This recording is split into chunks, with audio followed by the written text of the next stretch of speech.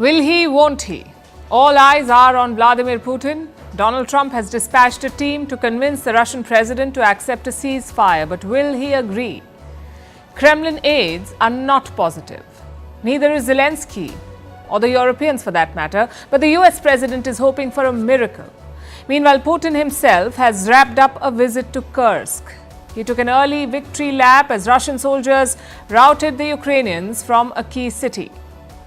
In the US, Trump's tariff wars are escalating. We'll tell you how leading economies, including India, are navigating his threats. The higher import taxes could be hurting the US economy already. America's biggest bank says the risk of a recession has increased. Also in focus, why Donald Trump got distracted by J.D. Vance's socks. How the siege in Balochistan is testing the Pakistan army and its grip on power. Why football fans in Argentina clashed with the police, and how Pokemon is reinventing itself. All this and more coming up. The headlines first. In India, Tamil Nadu escalates its language row with the central government. It has replaced the rupee symbol with a Tamil letter in the state's budget, which will be tabled tomorrow. The southern state claims the centre is trying to impose the Hindi language on them. It is the first time that a state has rejected the national currency symbol. Australia moves to arm its troops with anti-ship missiles after the recent arrival of Chinese warships off its coast. As Beijing flexes its naval muscle, Canberra plans to also deploy advanced targeting radars to bolster its maritime security. Armenia says a peace deal with Azerbaijan is ready for signing. This comes after the neighbors wrapped up peace talks. The treaty will end a decades-long conflict over the Nagorno-Karabakh region. In 2023, Azerbaijan seized the entire area in a lightning offensive. Syria's interim president signs the country's constitutional declaration, which will be enforced throughout a 5-year transitional period. The declaration stipulates the absolute separation of powers, giving only the president the right to declare an emergency. It also enshrines women's social, political, and economic rights. And the Southern African bloc will pull out troops from the Eastern Democratic Republic of Congo. In January, it lost more than a dozen soldiers there. The 16-nation bloc took the decision at a virtual summit. In recent months, the M23 rebels have seized swathes of the mineral-rich Eastern DRC.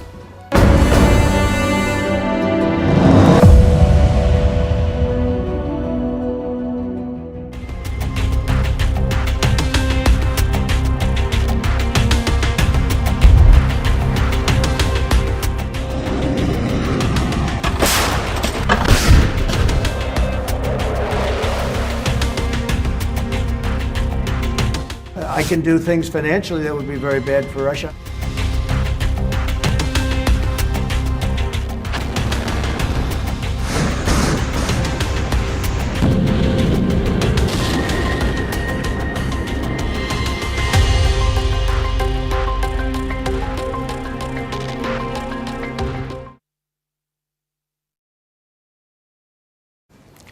Summer is coming. And it could be a summer of diplomacy. Top officials are racking up the air miles. Capitals are buzzing and peace is on the agenda. It's a welcome change after 3 years of intense fighting. The question is, can it deliver? As we speak, US officials are in Moscow. The delegation is led by Trump's trusted advisor / golf buddy, Special Envoy Steve Witkoff. He visited Moscow last month as well. He held talks with Vladimir Putin for almost 3 hours, and now he is back in the Russian capital, this time with a much bigger mission: to convince Russian President Putin to accept a ceasefire, a 1-month pause in the war. That's what they want Putin to accept. In the past, Putin has rejected such short-term plans. He has preferred a final deal. So all eyes are on the Russian president on whether he will agree or not. And the initial signs are not good.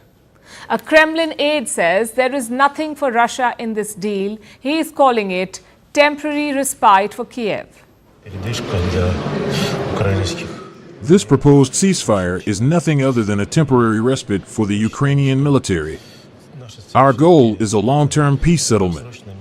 And we are looking forward to a peace settlement which takes into account our legitimate interests and our concerns which are known. Nobody needs steps which imitate a peaceful path. Some reports say Moscow has set certain conditions and 3 of them stand out. Condition number 1, no NATO membership for Ukraine. Condition number 2, no foreign troop deployments, even as peacekeepers, no foreign troops in Ukraine. And number 3, global recognition of Russia's control over all occupied regions. That includes Crimea, Donbass, and the whole East. Russia was asked about these demands, but they refused to confirm or reject them.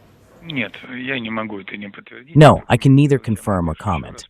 I can only repeat once again that there is a huge amount of information that does not correspond to reality, which only corresponds to reality in small parts. These latest reports may be false, but these demands are not new.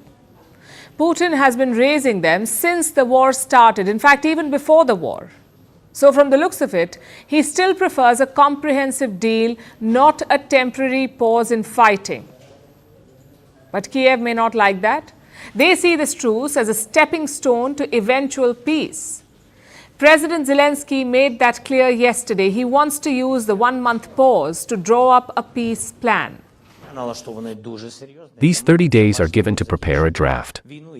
We have our proposals, but we will draft the steps that we will agree on with our allies and formats of security guarantees which Ukraine will have after the war is over. So there's good news and bad news. The good news is talks are finally happening. There is a serious effort to end this war. The bad news is nobody is budging. Russia has not climbed down from their initial demands, and why would they?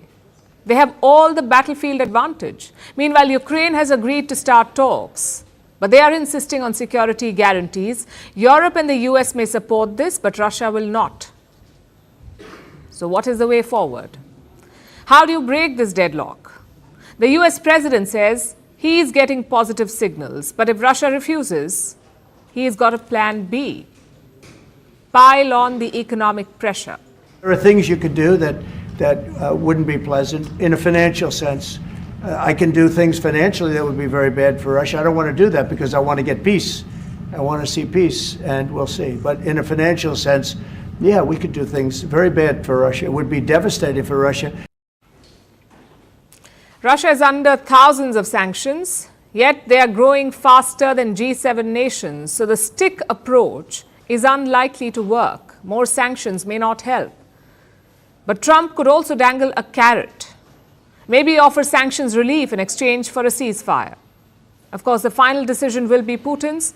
Even if he agrees to the truce, there is a lot of work to be done. First, to implement the pause. We are talking about a very long front line here, almost 1,000 kilometers of it, plus a vast naval front in the Black Sea. How do you patrol and monitor such a vast front line? Europe is preparing for that job. Their defense ministers gathered in Paris yesterday. They had twin goals to achieve. The first was to create a roadmap for European defense. The second was to draw up plans for Ukraine. Our Army Chiefs of Staff will draw up plans adapted to this ceasefire plan, but the ball is now in Vladimir Putin's court. It's up to him to show the readiness he has always talked about in terms of a ceasefire. That's the first step, monitoring any eventual truce. The second step is drafting a peace plan. That will require a lot of diplomacy, a lot of pressure campaigns, and a lot of concessions. Europe's role will be crucial in that process, sort of like a good cop, bad cop situation. Trump can obviously play the bad cop as well, but Europe can be the good cop. Slowly but surely, nudging Ukraine towards concessions. The idea that every side can get what it wants is wishful thinking. There will have to be give and take. Putin's response to this truce plan will give us some more clues.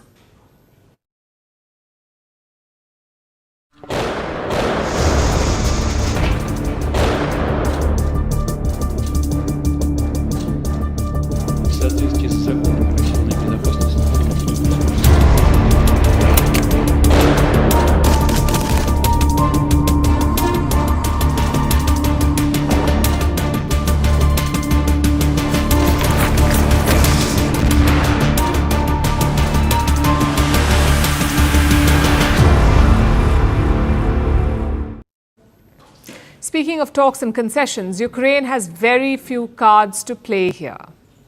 Their best one is Kursk, or rather was. Kursk is a region in southern Russia. Parts of it have been occupied by Ukraine. They launched a surprising incursion last year. The Ukrainians made it deep into populated areas in Russia. At its peak, Ukraine held almost 1,400 square kilometers of Russian land, 1,400 square kilometers. But holding on to this land has been quite tough. In February, Ukraine was left with just 450 square kilometers of Kursk. And this week, that shrank even further. The Russians liberated a key city called Sajja. Pictures showed the Russian flag being raised there. They also showed the aftermath of a pretty intense battle. Take a look.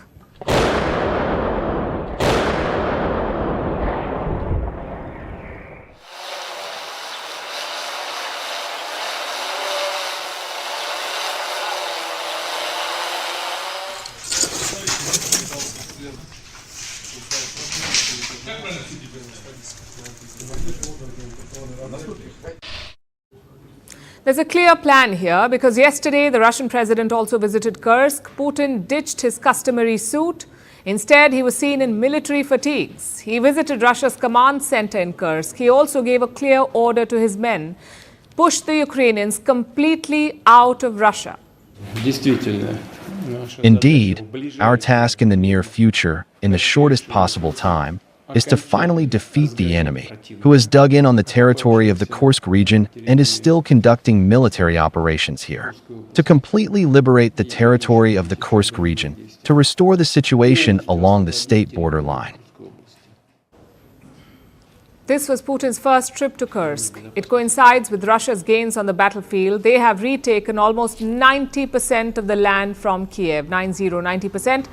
What they need is one final push. Maybe that's why Putin decided to visit now, to flaunt his progress and to boost the morale of his men.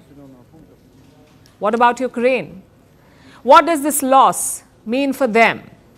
Zelensky had a clear plan while pushing into Kursk. He wanted to use this land as a bargaining chip, maybe to exchange holdings with Russia. But that plan is now out of the window. And don't forget the resources. Ukraine lost soldiers and weapons in this Kursk operation. But now it's all looking futile. On the other side, Putin did not stake as much. He struck a mutual defense pact with North Korea. The US says around 10,000 Korean soldiers were deployed in Kursk. So to recap, Ukraine spent money, weapons and men to hold Kursk, to hold Russian territory, while Putin imported North Korean soldiers to liberate it. As things stand, it does not look so good for Kiev. They've lost their only bargaining chip. Still, Ukraine is not backing down. They're exchanging airstrikes with Russia. Overnight, they fired 77 drones into Russian territory. All of them were downed by Moscow. Russia, too, fired 117 drones at Ukraine. Again, most of them were taken down. We've seen similar attacks throughout the week. The biggest being on Tuesday. That's when Ukraine fired more than 300 drones at Russia. Around 90 of them were aimed at Moscow. It was the largest drone attack on the Russian capital. A lot of buildings and cars were damaged. At least 3 people were also killed. That attack was a statement of intent by Ukraine, sort of like asking Russia to back off. Because since February, the attack has been relentless. On 18th last month, US and Russian officials met in Saudi Arabia. They agreed to pursue peace in Ukraine. After that, Moscow piled on the pressure. They have been attacking Ukraine relentlessly, clearly to build pressure on Zelensky. Both sides seem to have the same idea here. They know that there is a global push for peace, so they want to negotiate from a position of strength.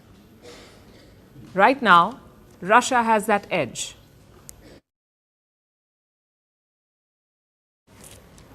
From the battleground in Ukraine to the global trade war, the one that Donald Trump has unleashed on the world, the US president has shaken up global trade.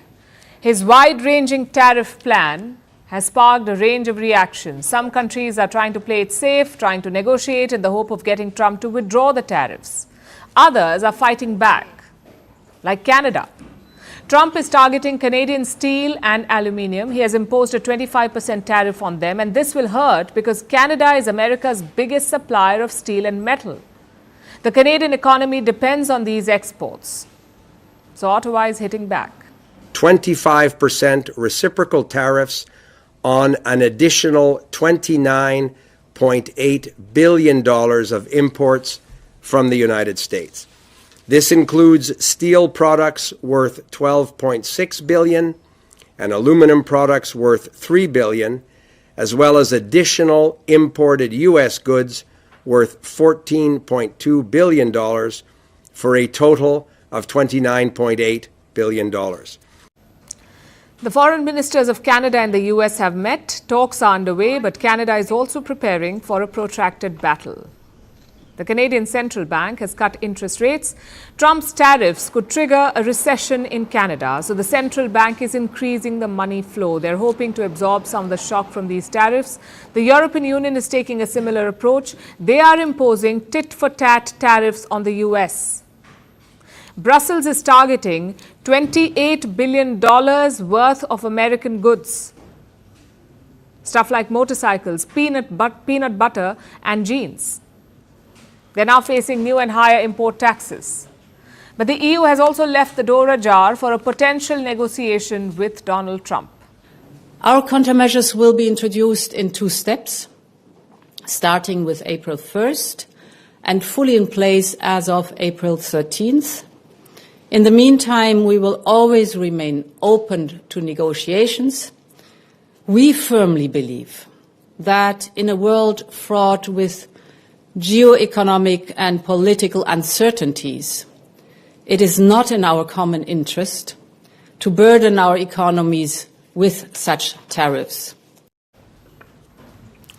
So both Canada and the EU have picked a fight with Trump.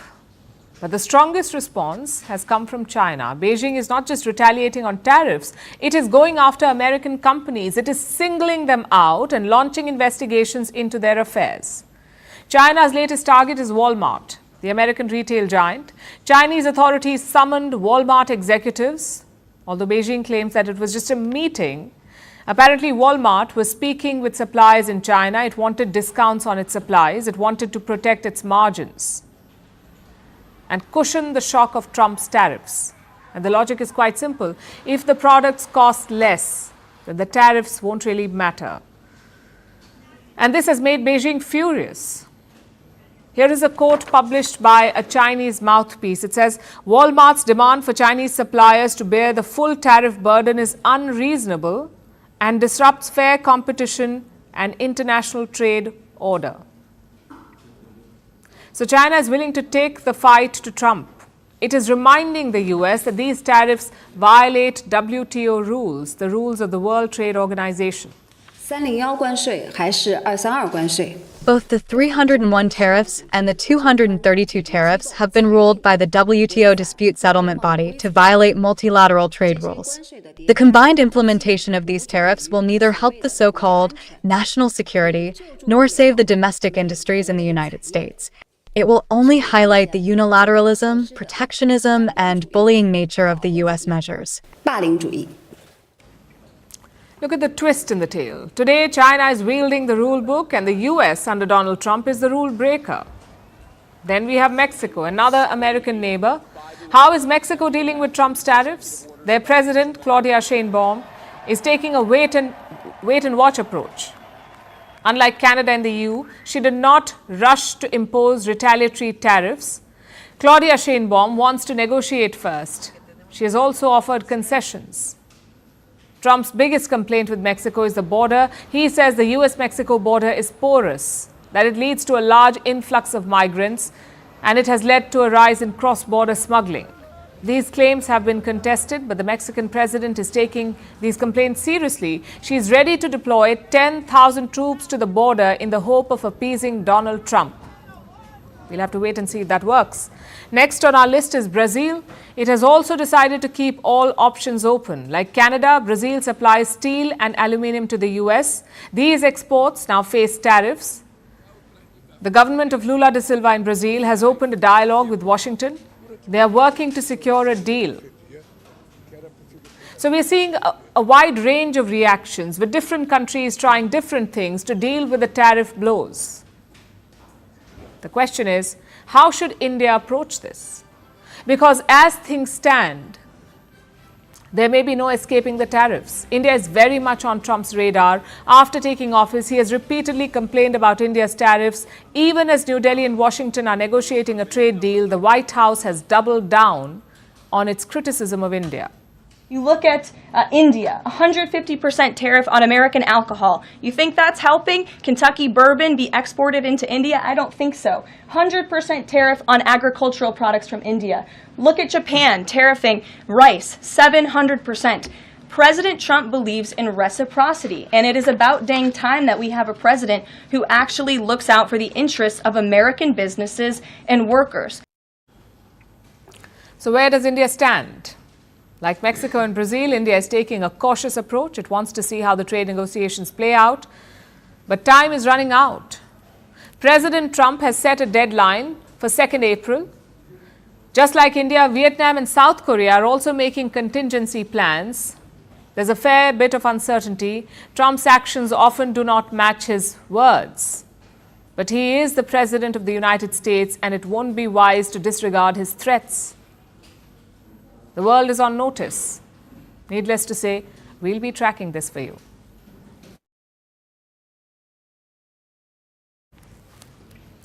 The US markets have been responding to all the tariff chaos. You know that they have been in the red all week. There was a bloodbath on Monday. The fall continued after that. And the worst may not be over. You know about JP Morgan Chase? It is America's largest bank. Well, yesterday, their chief economist had some bad news. He said that the risk of a US recession has increased. There is now a 40% chance that the US will slip into a recession this year, 40%, according to JP Morgan. And it gets worse, by the way. The risk could increase to 50% next month if US President Donald Trump's tariffs take off. Remember, Trump says that he will impose more tariffs on the 2nd of April. He plans to hit all countries that tariff American goods. He calls them reciprocal tariffs. If this happens, it will upend global trade.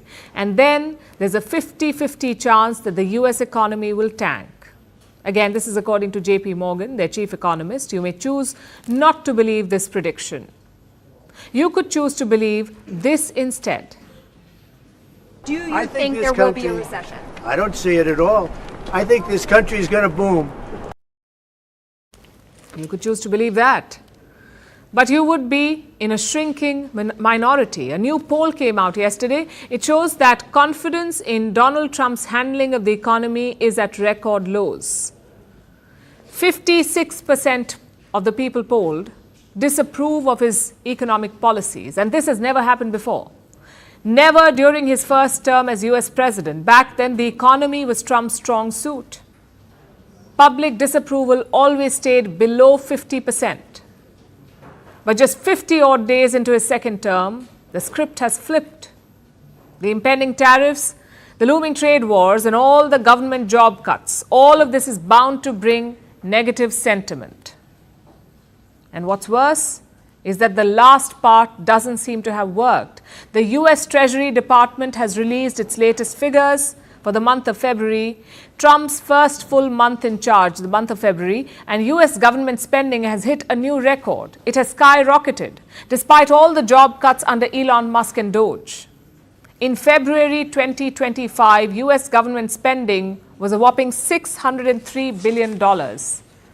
That's how much they spent, $603 billion. Their earnings were less than half of that at just $296 billion, which means that the US added $307 billion to their budget deficit. They had to borrow that money to pay the bills. $307 billion in February alone. Now, budget deficits are not new to the US. This happens every single month, but this time it happened despite Elon Musk and Doge.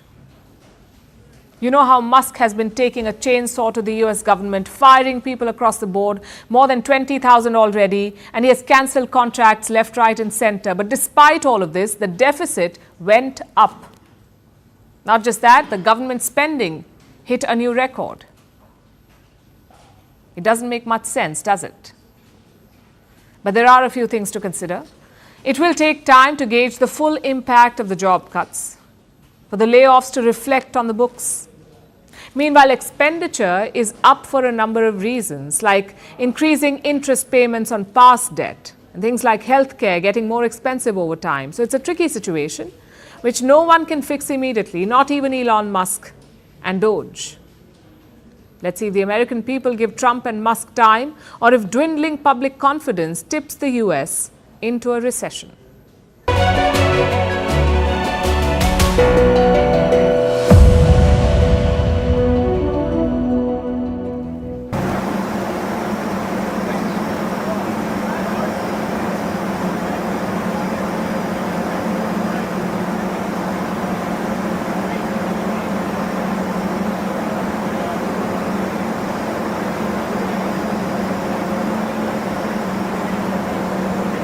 Well, yeah, I mean, look, we started the day in one place.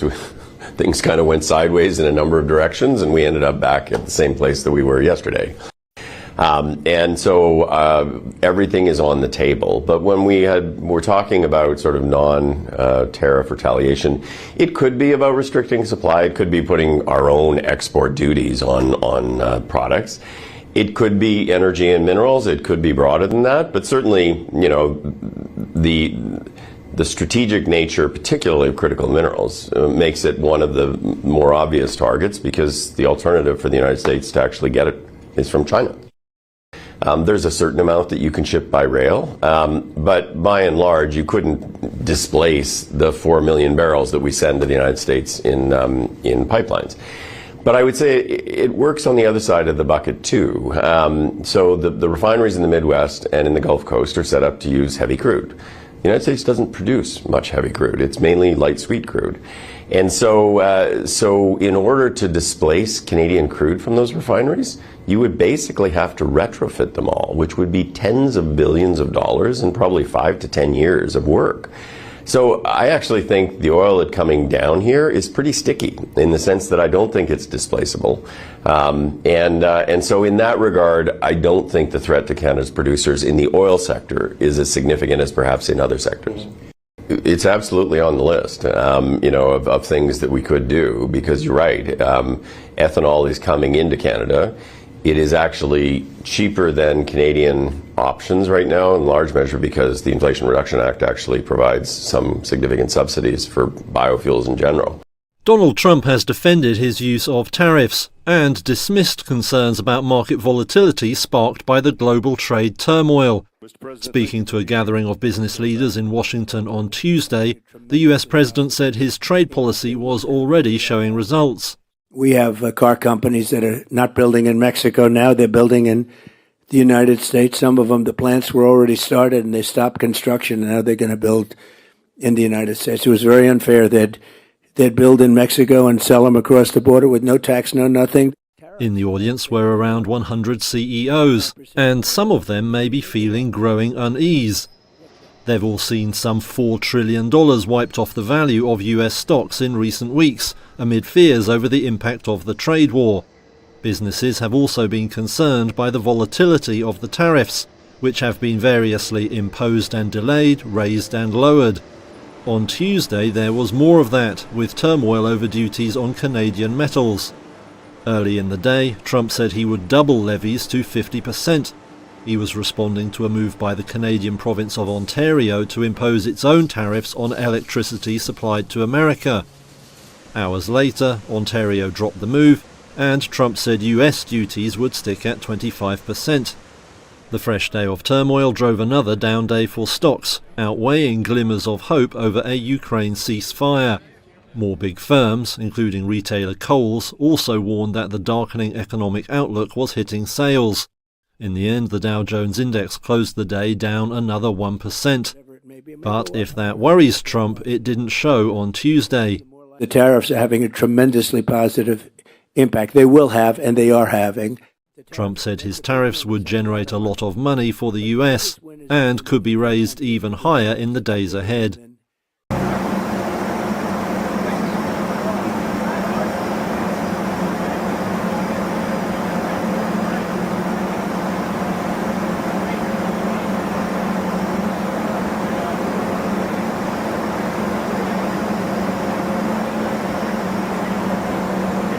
Well, yeah, I mean, look, we started the day in one place. Things kind of went sideways in a number of directions, and we ended up back at the same place that we were yesterday. And so everything is on the table. But when we're talking about sort of non-tariff retaliation, it could be about restricting supply. It could be putting our own export duties on products. It could be energy and minerals. It could be broader than that. But certainly, you know, the strategic nature, particularly of critical minerals, makes it one of the more obvious targets, because the alternative for the United States to actually get it is from China.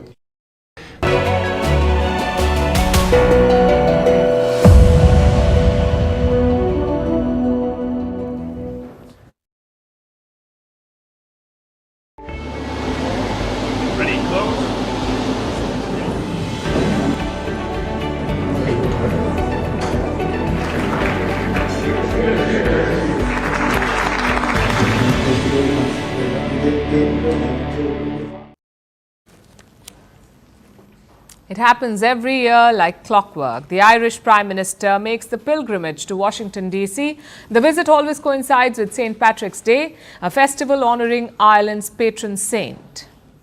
It's a tradition steeped in transatlantic camaraderie, diplomatic pleasantries, and of course, a symbolic bowl of shamrocks, delivered to the US President with a lot of pageantry.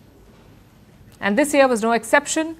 Michael Martin arrived at the White House. He's the Prime Minister of Ireland, also known as the Taoiseach.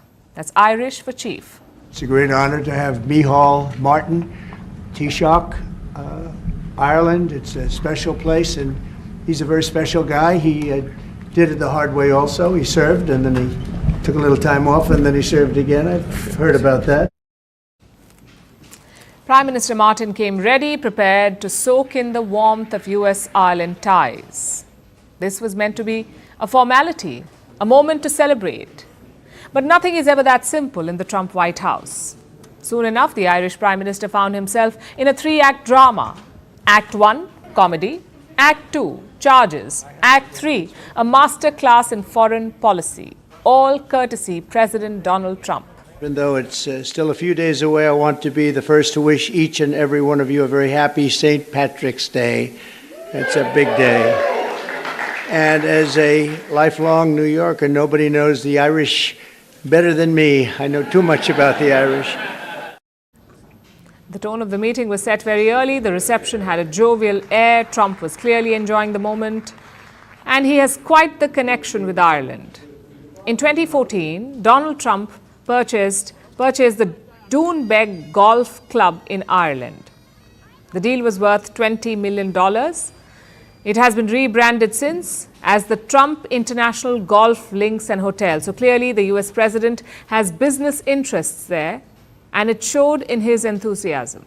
I love Doonbeg. I love them. I don't know if I'll ever see it again. Maybe I won't, but we would like I to think come I back will. and see it. We'll get there. We're going to get there. It's a beautiful place, wonderful place.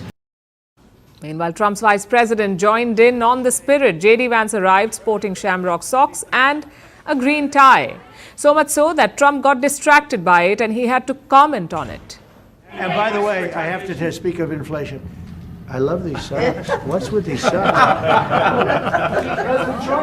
It's in honor of the Taoiseach. I'm trying to stay focused, but I'm very impressed with the VP's socks. Of course, no White House meeting is complete without some controversy. And the first one here was over Gaza. Irish political parties like Sinn Féin are boycotting the festivities, especially the ones in Washington, D.C. They cite Trump's stance on Gaza as the reason for their absence. Trump was asked about this, and he seemed to have no clue about it. Expel Palestinians out of Gaza. Are you discussing that with him and giving him your... Nobody's expelling any Palestinians. I don't know. Who are you with? I'm with Voice of America, sir. Oh, no wonder. Okay, Voice of America. Ireland is committed to the two-state solution, basically two different states, one for Israel, the other for Palestine. That is the two-state solution. So Prime Minister Martin tried to play peacemaker. We don't know if it worked, but at least Trump did not interject. In our view, that a two-state solution would be ideal. It's become much more challenging and difficult as time has moved on. But that has always been our position. But it's genuinely to have people, because we've gone through this, we discussed this prior to you coming in. Which brings us to Trump's favorite topic, tariffs. A Trump meeting is incomplete without the mention of it. And the US president quickly brought it up. He first took aim at the European Union, accusing it of existing solely to take advantage of the US. The problem is our country didn't respond. Look, the EU was set up in order to take advantage of the United States. No, I'm not happy with the European Union, I want to tell you. And, we're going to win that. We're going to win that financial battle. It's a financial battle. And then the conversation took an unexpected turn. Trump started with Europe, but he soon turned his focus to Ireland. He accused the country of poaching the US pharmaceutical industry. We do have a massive deficit with Ireland, because Ireland was very smart. They took our pharmaceutical companies away from presidents that didn't know what they were doing. US pharma companies have factories in Ireland, the likes of Merck and Pfizer. This is due to the low taxes in Ireland. Their products drive the trade deficit. In 2024, for instance, the US exported goods worth $17 billion to Ireland, 17 billion, but they imported around $103 billion of Irish goods. So the trade deficit is quite large, and Donald Trump blames it on poor leadership, on the presidents who came before him. I have great respect for Ireland and what they did, and they should have done just what they did. But the United States shouldn't have let it happen. We had stupid leaders. We had leaders that didn't have a clue. Or let's say they weren't business people, but they didn't have a clue what was happening. So trade wars, foreign policy, even shamrock socks, it looked like the meeting had everything covered. But Trump wasn't done yet. He wrapped it up with a final thought. He said he will do it for at least 3 more times. And that has triggered speculation. What is he trying to say? Remember, Trump's presidential term ends in 2028. This is his second term. As per the US Constitution, he cannot run for president again, which is why his comment raised some eyebrows. It could have been just a joke or a warning. With Trump, you never really know. Either way, the Irish Prime Minister accomplished his diplomatic mission. He met Donald Trump and he survived the surprises. What he achieved is, of course, debatable.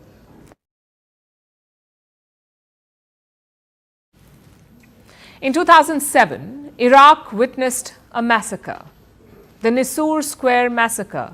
One of the most infamous massacres in modern history. 17 people were gunned down in Iraq, exposing the dark world of private military contractors.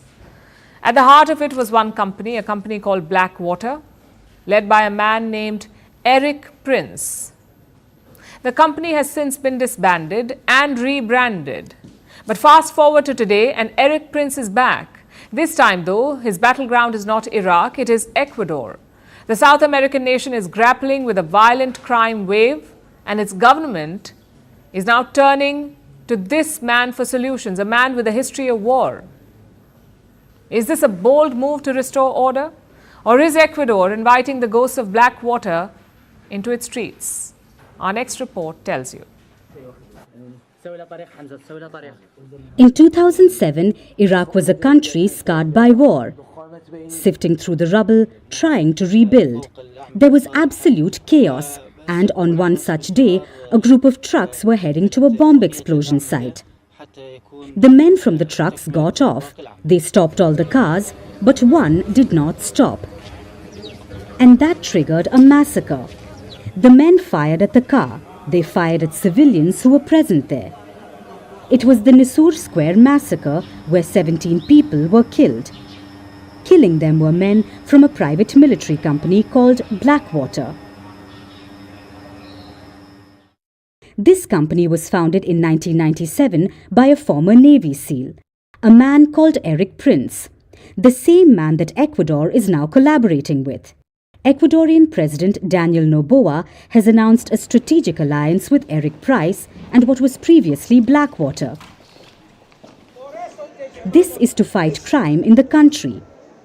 Ecuador was once one of South America's safest countries, but its location has turned it into a hotbed of drug crimes. Many call it a drug highway, the connecting point between Peru and Colombia, two of the world's top cocaine producers. Noboa has marketed himself as an anti-crime crusader. So this is an important battle for him, especially ahead of election runoffs in April. There are no more details on the partnership, but it has raised many eyebrows, especially because of Blackwater's controversial past. Blackwater's headquarters were in North Carolina. The groundwater around this headquarters was quite dark, which gave them the name Blackwater. The company took part in a few conflicts, but the Iraq War is where Blackwater made its mark. In August 2003, Blackwater received its first Iraq contract. It was worth $21 million.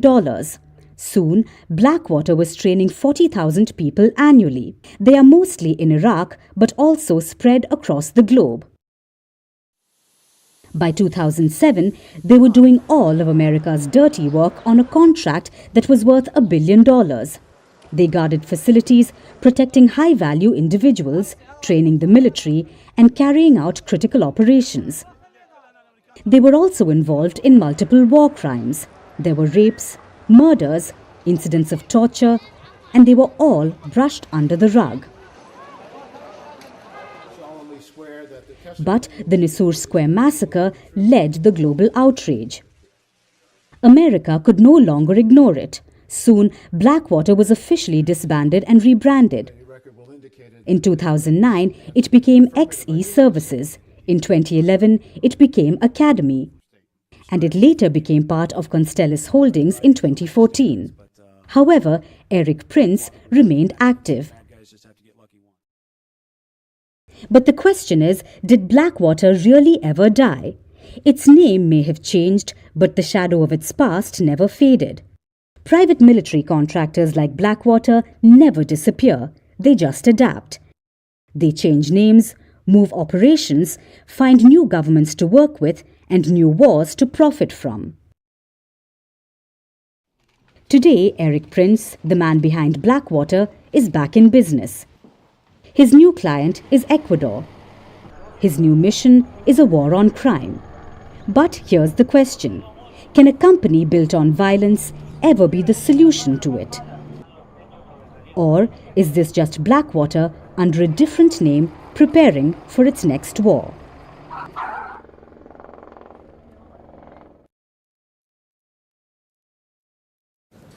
The siege of Balochistan is over.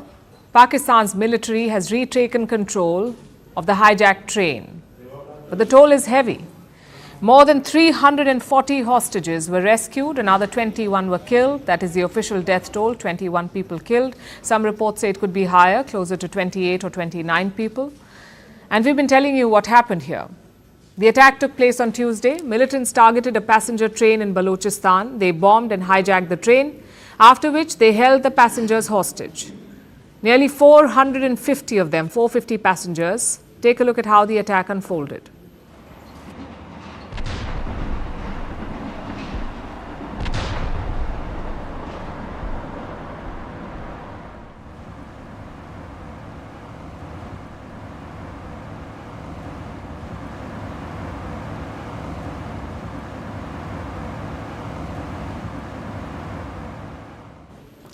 The attack was claimed by a Baloch separatist group, a group called the BLA, the Baloch Liberation Army. They wanted Pakistan to free Baloch political prisoners, but before that, they were eliminated. The attackers were eliminated. This operation lasted around 30 hours. It involved hundreds of Pakistani soldiers and helicopters. Of course, this is all pretty recent, so the country is still in shock. We're hearing more and more accounts of what exactly happened. Some of the hostages were not exactly rescued. They fled themselves. They jumped off the train and walked all the way to the nearest railway station. उन्होंने बोला अभी ये भागेंगे नहीं, उन्होंने पहले भी ये बोला था कि अगर तुम भागोगे तो हम शूट कर देंगे। तो सुबह 5 बजे हम उधर से भागे हैं और पीछे से उन्होंने गोलियां भी बहुत चलाई। पहले हमारे शेल फेंके गए हैं ट्रेन के ऊपर, उसके बाद हम पे फिर फायरिंग की गई है। फायरिंग तकरीबन तीन घंटे चलती रही है। ठीक है, उसके बाद उन्होंने हमें निकाला है, अंदर ट्रेन से उतारा है, उनको बोला कि अलग अलग हो जाओ। सराइकी, पंजाबी, बलोची, पठान, ये सब अलग अलग हो जाए। जोन से इलाके का जो बंदा है वो अलग अलग हो जाए। तो उन्होंने ज़्यादा जो है ना टॉर्चर वो पंजाबियों पे की है। Pakistan's Prime Minister Shehbaz Sharif visited Balochistan today. He reviewed the rescue and medical efforts. He also expressed shock and grief at the attack. But the question is, what happens next? What will be the government's next move, or rather the army's? As always, Pakistan is playing the blame game. They say the Baloch militants are being supported by the Taliban. They claim the BLA, or the Baloch Liberation Army, was taking orders from Kabul, apparently with a satellite phone. Now, this is entirely possible. Experts have been talking about a Taliban-Baloch nexus, so we'll give them that. But Pakistan did not stop there. Their foreign ministry is also blaming India. Listen in.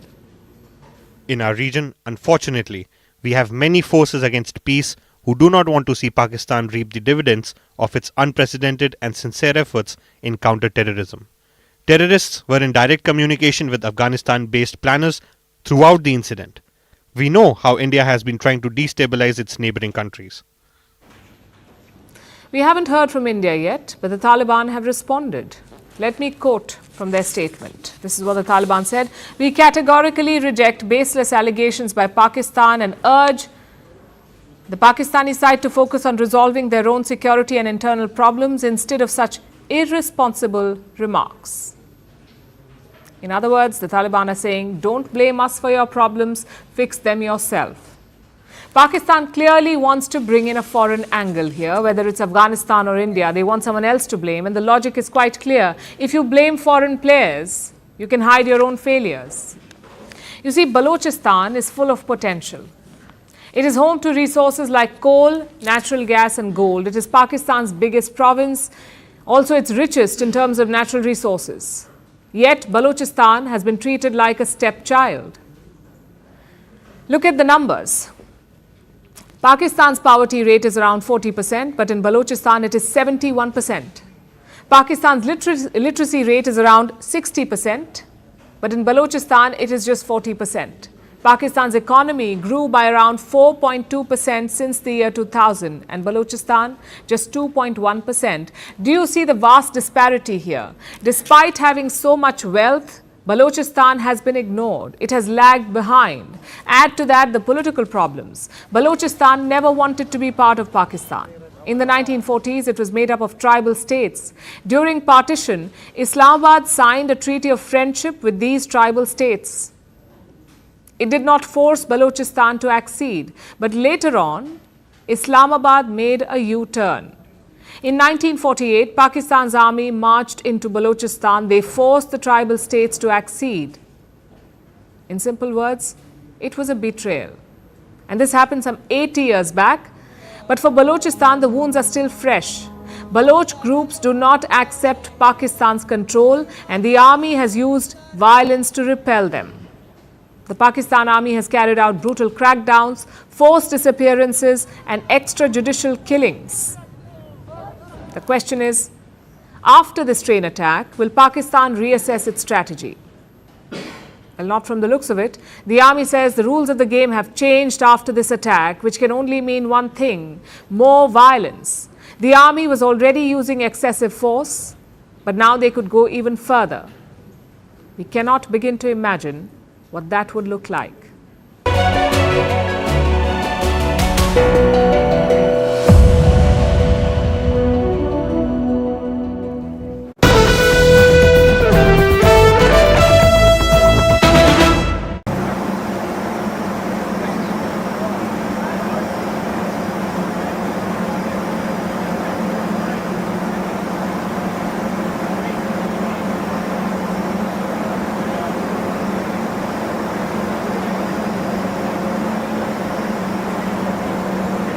Well, yeah, I mean, look, we started the day in one place. Things kind of went sideways in a number of directions, and we ended up back at the same place that we were yesterday. And so everything is on the table. But when we're talking about sort of non-tariff retaliation, it could be about restricting supply. It could be putting our own export duties on products. It could be energy and minerals. It could be broader than that. But certainly, you know, The strategic nature, particularly of critical minerals, makes it one of the more obvious targets because the alternative for the United States to actually get it is from China. There's a certain amount that you can ship by rail, but by and large, you couldn't displace the 4 million barrels that we send to the United States in pipelines. But I would say it works on the other side of the bucket too. So the refineries in the Midwest and in the Gulf Coast are set up to use heavy crude. The United States doesn't produce much heavy crude. It's mainly light sweet crude. And so in order to displace Canadian crude from those refineries, you would basically have to retrofit them all, which would be tens of billions of dollars and probably 5 to 10 years of work. So I actually think the oil that's coming down here is pretty sticky in the sense that I don't think it's displaceable. And so in that regard, I don't think the threat to Canada's producers in the oil sector is as significant as perhaps in other sectors. It's absolutely on the list, of things that we could do, because you're right, ethanol is coming into Canada.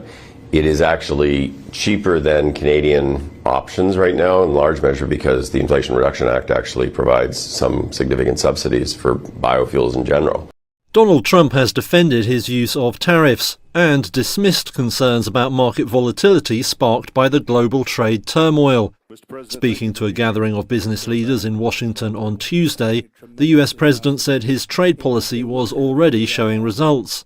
We have car companies that are not building in Mexico now. They're building in the United States. Some of them, the plants were already started and they stopped construction, and now they're going to build in the United States. It was very unfair that they'd build in Mexico and sell them across the border with no tax, no nothing.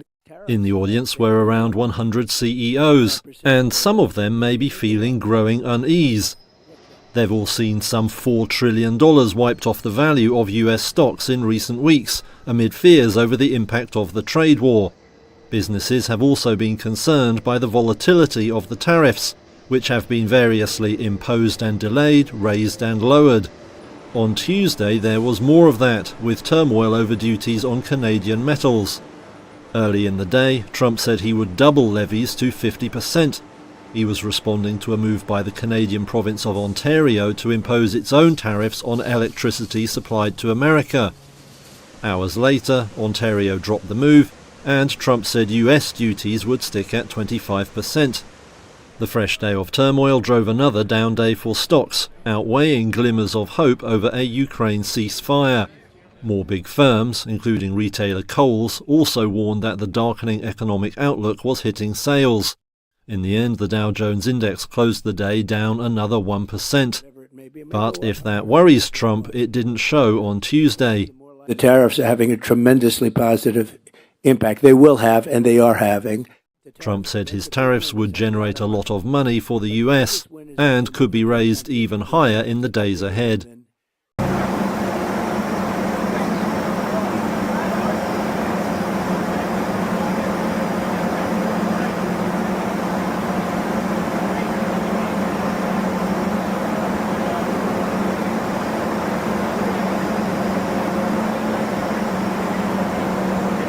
Well, yeah, I mean, look, we started the day in one place.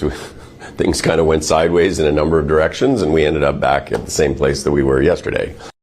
And so everything is on the table. But when we're talking about sort of non-tariff retaliation, it could be about restricting supply. It could be putting our own export duties on products. It could be energy and minerals. It could be broader than that. But certainly, the strategic nature, particularly of critical minerals, makes it one of the more obvious targets because the alternative for the United States to actually get it is from China.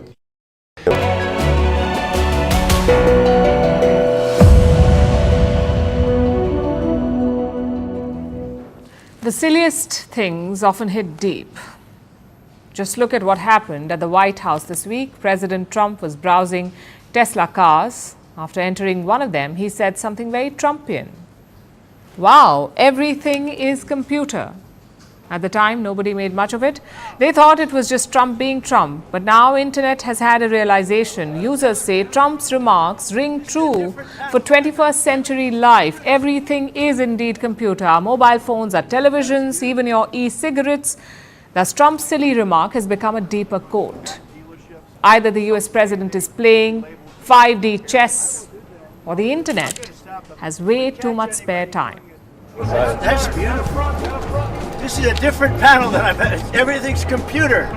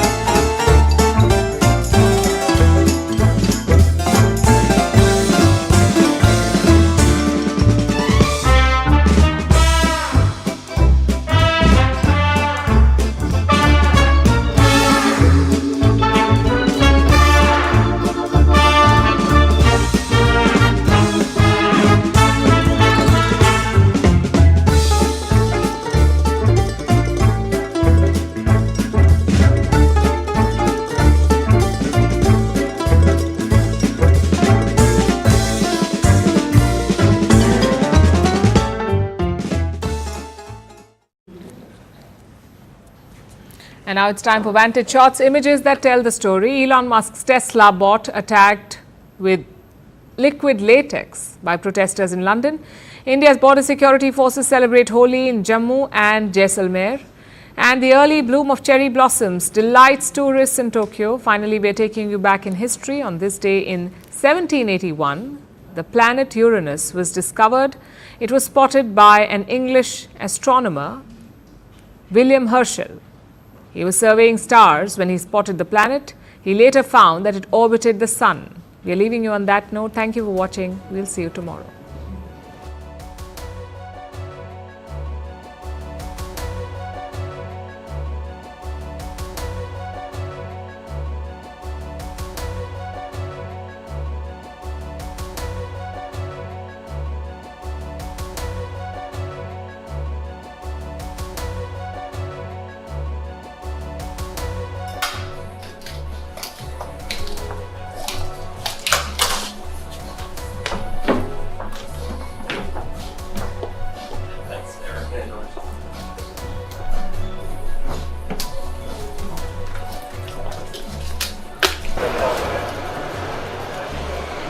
Just going to put you in a rear stack, okay? So make sure that you're comfortable.